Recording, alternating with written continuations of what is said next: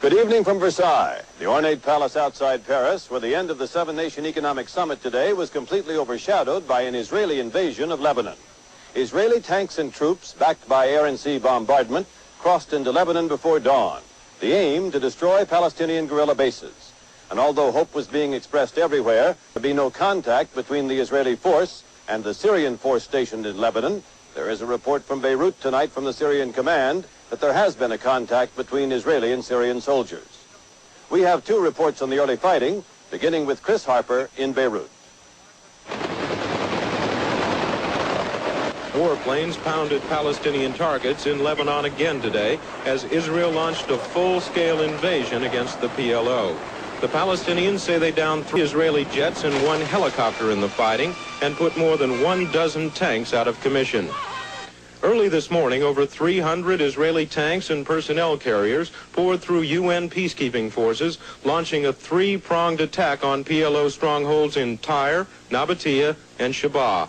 The aim of the invasion was to push the PLO farther north to stop missile attacks into Israel. In Sidon, the Palestinians celebrated the death of 1 Israeli pilot shot down during the massive airstrikes. The body was shown to angry mobs in the city. The PLO claims that 3 other pilots were killed and 1 captured in the fighting, the fiercest since Israel launched a similar invasion 4 years ago. The airstrikes continued for the 3rd day in a row as casualties mounted on both sides. Over 300 people have died so far here, and there are fears that the toll will be even higher as the Israelis push. But the PLO holds strong positions in southern Lebanon, and many observers here think that Israel will suffer heavy losses, even if they are successful in their objectives. Chris Harper, ABC News, Beirut. The Israeli invasion of Lebanon has been deep and wide. It encompasses an area slightly smaller than Delaware and about 1/3 larger than Rhode Island. By general estimates, the Palestinians are outnumbered 5 to 1. And as the PLO itself says, Israeli firepower is overwhelming. On the ground, across a front about 40 miles wide, Israeli armor has pushed north and east to the town of Hasbaya. In a central section, they've attacked and captured the market town of Nabatea.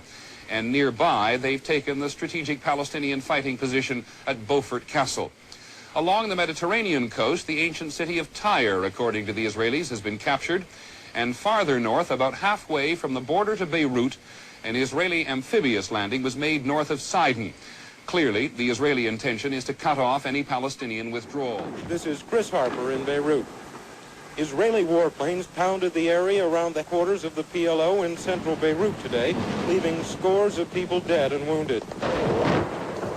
As anger over the Israeli invasion mounted, unidentified gunmen fired rockets at the American embassy here.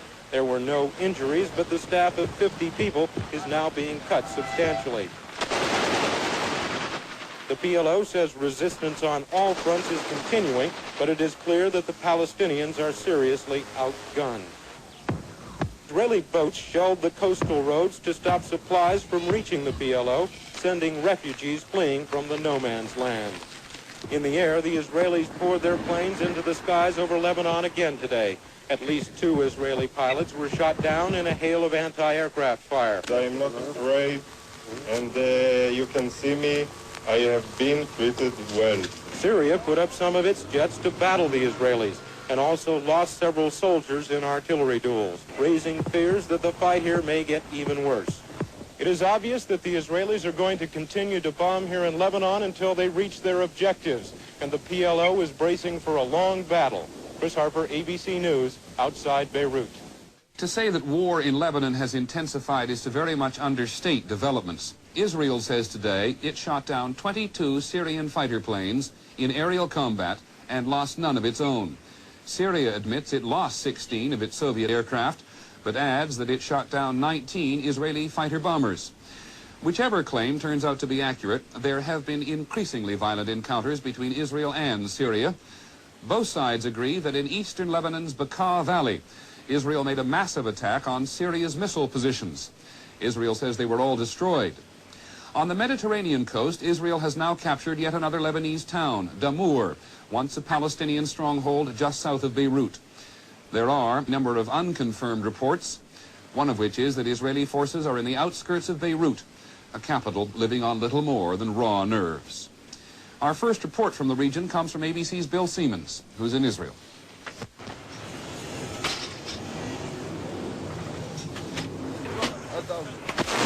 Israeli artillery also pounded the Bekaa Valley Syrian positions. The firing continued all day long, while overhead there were fleeting flashes of Syrian MiGs and Israeli F-15s dueling in the big air battle that tore through the skies.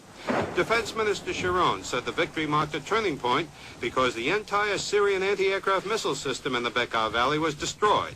And now the way is clear to attack the PLO positions that were being protected by the Syrian missiles. While the battles raged, the Israelis continued pouring long convoys of armored forces into Lebanon. Hour after hour, the tanks and armored personnel carriers rolled in, force so strong that it was obviously intended to cope with the Syrian army, not only the PLO. Elsewhere, this is the first look at the mopping up operations in the coastal town of Sidon, which was regional PLO headquarters. These Palestinian prisoners were taken as the Israelis continued rooting out the die-hard defenders in tough house-to-house fighting. North of Sidon, the Israelis have captured Damour, just 10 miles from Beirut, and Arab sources claim some Israeli troops are only 2 miles from Beirut airport, increasing the expectation that they may attack PLO centers in Beirut itself. In the central sector, the Syrians say they are clashing with Israelis at Ain Bara, overlooking the strategic Beirut-Damascus highway in a position to cut off the Syrian troops around Beirut.